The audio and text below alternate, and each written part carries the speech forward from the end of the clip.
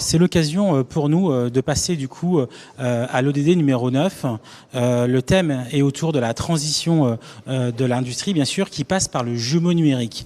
Et pour ça, on a invité avec nous donc Chloé Boquillon, business manager chez Google Cloud, Sébastien Gaglin, qui est Data Intelligence Group Officer chez Hardis Group, et on a Damien Pasqui-Nelly, CTO et Cloud Transformation de Hardis Group.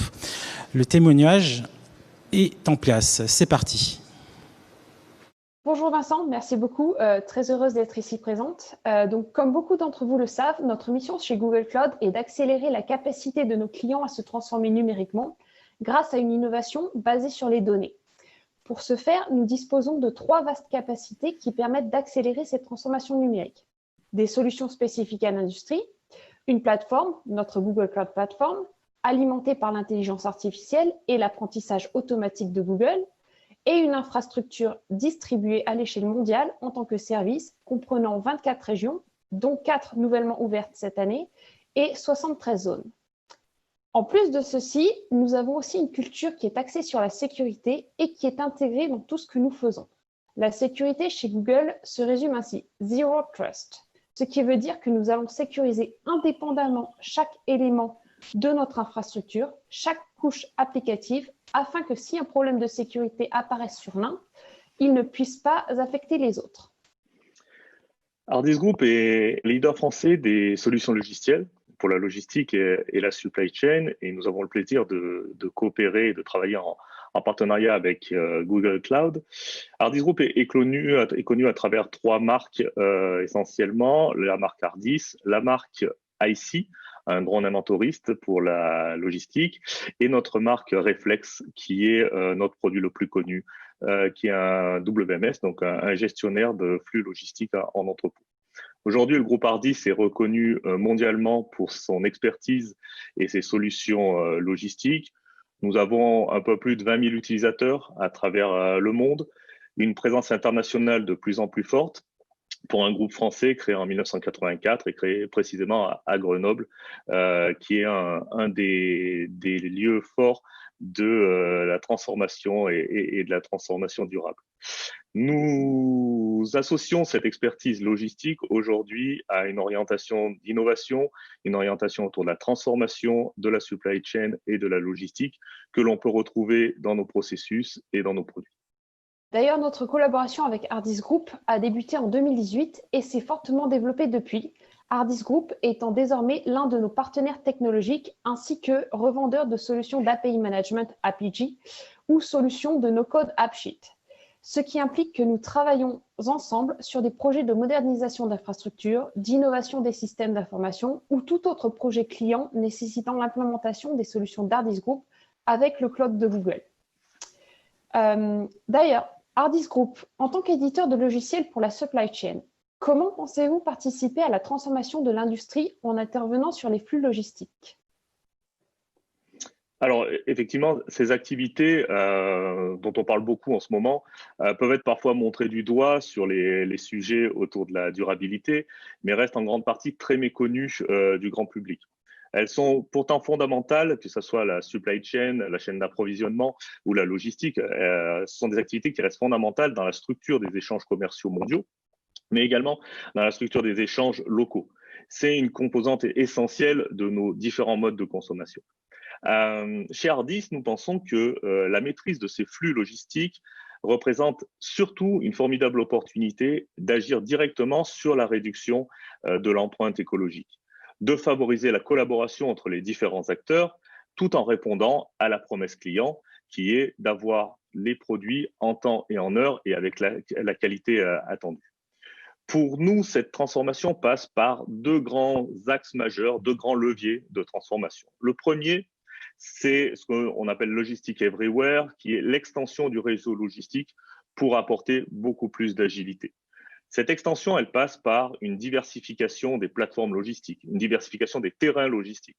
En termes d'infrastructure, nous allons retrouver des centres de distribution, nous allons retrouver des entrepôts, des hypermarchés, des entrepôts périurbains, et qui vont permettre de rapprocher l'approvisionnement du lieu de transformation, l'approvisionnement du lieu de transformation que peut être l'usine, du lieu de distribution, même rapprocher l'approvisionnement du consommateur directement pour favoriser la collaboration et l'orchestration de ces flux. Nous pensons que nous avons une activité, nous avons un rôle extrêmement important.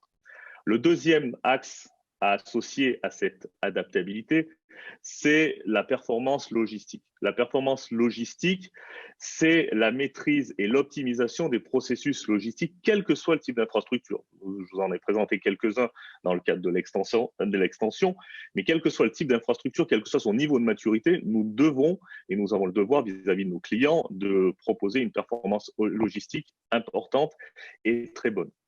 C'est indispensable pour répondre à la promesse du client. Étendre un réseau logistique, mais ne pas être à la hauteur de ce qui est attendu, ça ne servira pas à grand-chose. Mais c'est également extrêmement important pour éviter le gaspillage, que ce soit en termes de temps, que ce soit en termes de ressources, que ce soit aussi la multiplication de déplacements inutiles.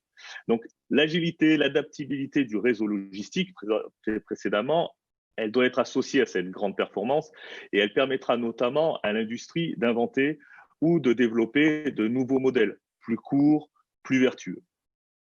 Merci bien, Damien. Sébastien, comment Vision Insight, une solution digitale, participe justement à cette transformation? Alors, en s'appuyant sur de la reconnaissance visuelle, Vision Insight permet de superviser et d'analyser en temps réel les surfaces au sol, que ce soit en entrepôt, en usine ou en magasin.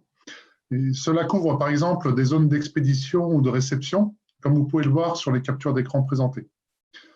Cette supervision, elle offre la possibilité de détecter des dysfonctionnements dans les processus métiers, des problèmes de sécurité ou même des problèmes de qualité. La solution permet également de produire des données sur les blind spots, c'est-à-dire les zones grises pour lesquelles nous n'avons pas habituellement de mesures objectives. Mesures matérialisées à travers un tableau de bord que vous pouvez voir simple, intuitif et en temps réel. Donc, l'objectif est d'offrir à nos clients la possibilité d'optimiser leur processus métier et d'aider les opérateurs dans leurs tâches quotidiennes.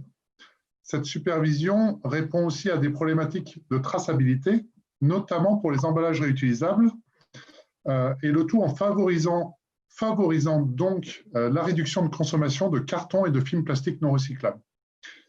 Nous avons fait deux choix forts pour cette solution. Le premier a été de construire notre solution autour d'une architecture distribuée, qu'on appelle plus communément Edge Computing, afin de réduire la consommation des ressources IT, que ce soit en calcul, en stockage ou en réseau, en déportant une partie des traitements directement sur le terrain.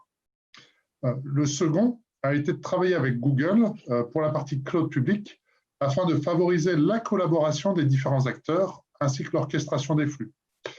De plus, pour supporter notre solution, il nous paraissait complètement pertinent et même évident de travailler avec un partenaire engagé dans la réduction de l'empreinte carbone de son infrastructure cloud.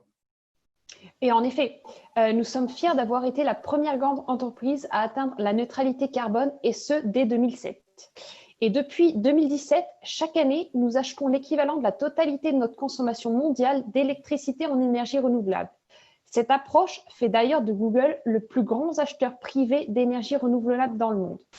Et ceci n'est cependant pas suffisant à l'ampleur des enjeux climatiques actuels. C'est pourquoi nous avons aujourd'hui pour objectif de devenir la première grande entreprise à utiliser une énergie sans carbone 24 heures sur 24, 7 jours sur 7, et ce d'ici 2030.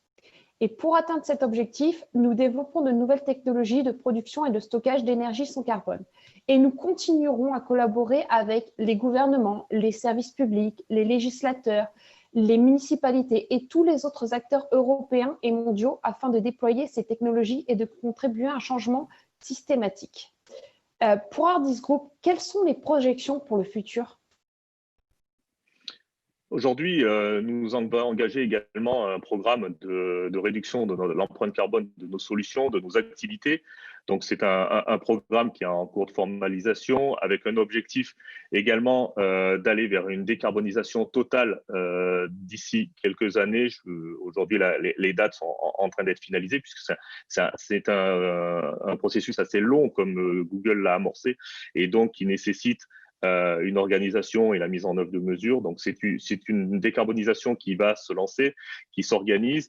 Et aujourd'hui, nous avons déjà amorcé une transformation de nos processus, nous avons amorcé une transformation de nos pratiques et nous sommes en train d'amorcer également la même chose pour aller vers une décarbonisation de nos solutions, puisque c'est une des attentes fortes du marché, c'est une attente très forte de nos collaborateurs et c'est également un positionnement qui nous paraît évident aujourd'hui dans notre métier. C'est l'une des raisons pour lesquelles nous avons travaillé ensemble avec Google, puisque cette décarbonisation de notre activité passe également par un partenariat. Et j'en profite pour remercier le Sustainable Industry Forum de nous avoir donné la parole et l'opportunité de présenter nos solutions.